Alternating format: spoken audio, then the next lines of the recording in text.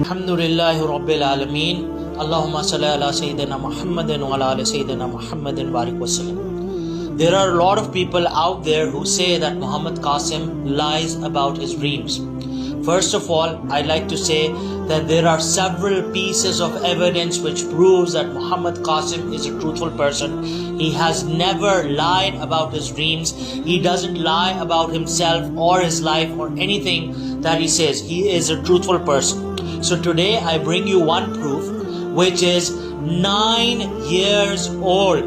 One characteristic of a liar is that a liar keeps on changing their statement. They say one thing, then they change, and they change, and they keep changing till they are very, very far away from their original statement. So today I present you an evidence which is 9 years old, which shows 9 years of consistency. And this is from one of the earliest pieces of information that Muhammad Qasim used to share at the start of his journey. So when he started sharing his dreams, this was back in 2014-15, he shared it on various forums, various websites. These included ummah.com, also included blogspot.com, also included many other forums.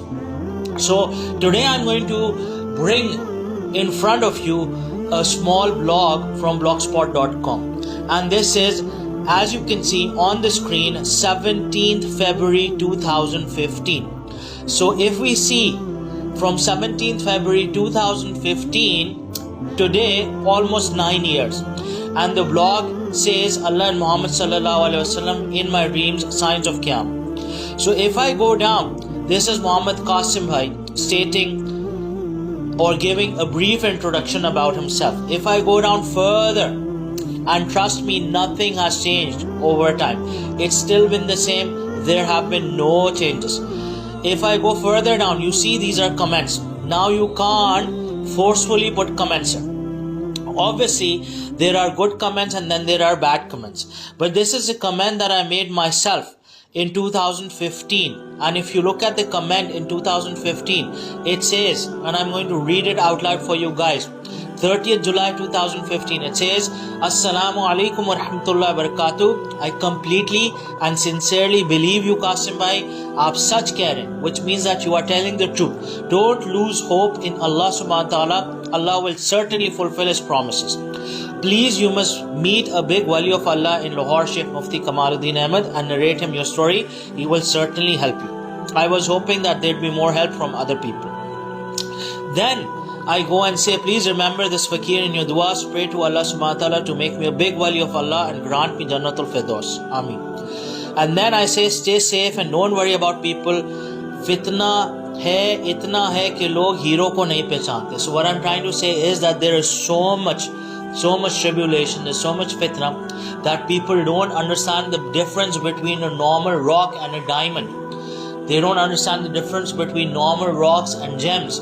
So Muhammad Qasim bhai, Muhammad Qasim ibn Abdul Karim, who was Imamul Mahdi, is certainly like a diamond amongst all the simple rocks out there, amongst all those people who are trying to imitate, who are trying to cause tribulation. But Muhammad Qasim is like a gem, is like a diamond out of all of them. So, and this is what he replies on 31st July 2015. He says, आपके comment का शुक्रिया इंशाल्लाह. Allah is my only hope. Look at what he started saying, what he's been believing in, and to date he stands on by his words, by his actions, by whatever he does. His only hope is Allah subhanahu wa ta'ala, and certainly for all of us, our only hope is Allah subhanahu wa ta'ala. So then he says, I got Sheikh Kamaluddin Ahmad's every website and try my best to meet with him. There is no fakir. We all are equal. We all are brothers and sisters. I will pray for you, inshallah. One day you will become wali of Allah, inshallah. You will get to Jannat Firdaus with rahmat of Allah. Ameen. When I start sharing my dreams, people call me liar, fitna, and I got disheartened. But now I'm ignoring these type of comments. So people have been making those comments since 2015 to date, but he has not changed his statement. One of the things with a person who is a liar, they try and make a truth out of a lie, but they run away in a short period of time. But look at his truthfulness. He hasn't been running away in all these years. Next, look at what Qasim bhai says.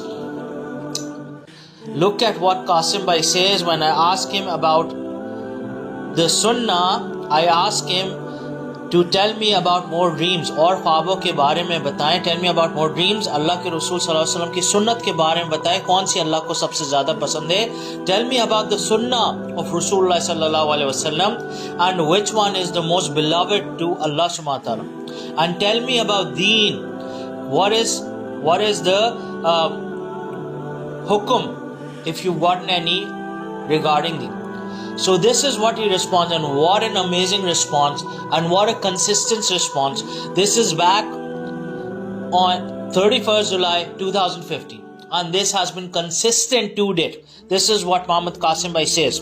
जो मुझे अल्लाह ने dreams में बताया है वो ये कि हर तरह के शिर्क से अपने आप को बचाना. So he's saying that he's been told in his dreams that one should save oneself from shirk. From day one, he's been talking about shirk. And 9 years later, he's still talking about shirk, to shun shirk.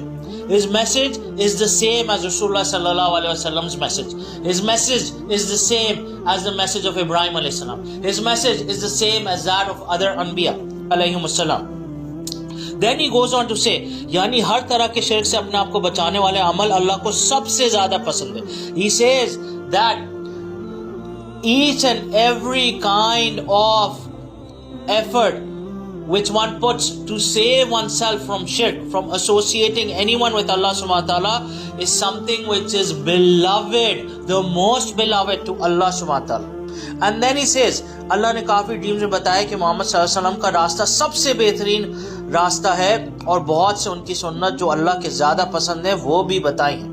Then he says that Allah subhanahu wa ta'ala has told me in many dreams that Muhammad sallallahu alaihi wasallam's way, pathway, which means the sunnah of Rasulullah sallallahu alaihi wasallam, is the best pathway. There's no other pathway which gets you closer to Allah subhanahu wa ta'ala, and Rasulullah sallallahu alaihi wasallam's pathway is the best pathway. And then he says that there are many sunnahs which have been taught by Allah subhanahu wa ta'ala and which Allah subhanahu wa ta'ala really likes, that have been taught to Muhammad Qasim. Next he says, Allah और मोहम्मद सल्लल्लाहु अलैहि वसल्लम ने teaching यही की है कि शिर्क से अपने आप को बचाना, और फिर शिर्क की बहुत सी एग्जाम्पल्स भी बताई हैं. So he next says that Allah subhanahu wa ta'ala and Muhammad sallallahu alaihi wasallam has taught him, and this is the teaching that they've given him, that one should save oneself from shirk, from associating oneself to shirk. And then they have taught him many examples, many types of shirk that one should safeguard oneself from. Then he says, ज़मीन पे अकड़ कर मत चलना, sir झुका कर चलना, दूसरों से आराम से बात करना, किसी का मजाक न उड़ाना, किसी की बेबसी पे मत हंसना, बच्चों से प्यार से पेश आना, पेरेंट्स की इज्जत करना, उनका ख्याल रखना, कोई मुसीबत में हो तो उसकी मदद करना, कोई बीमार हो तो उसका ख्याल रखना, और भी ऐसी बातें, यानी वो सब कुछ जो मोहम्मद सल्लल्लाहु अलैहि वसल्लम की सुन्नत है. Then Mohammed Qasim Bhai says that he gives examples of where one should refrain, because they are also to a degree, to an extent, a kind of shirk. Number one, to boast when you're walking, to walk in a prideful, haughty manner.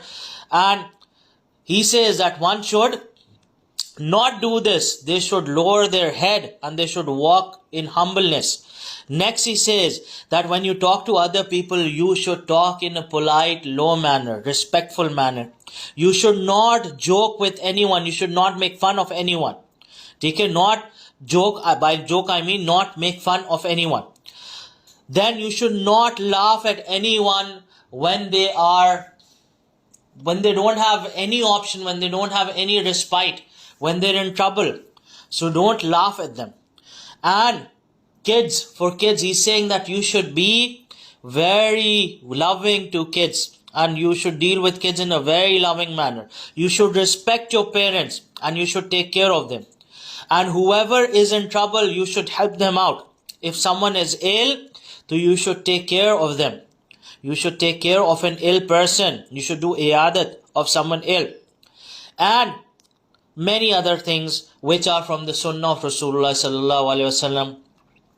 So you should understand that whatever he's been taught and whatever he's been teaching since 2005 to date, They are according to the sunnah, dot to the sunnah. And look at the high level of etiquettes and manners that he is teaching according to the sunnah.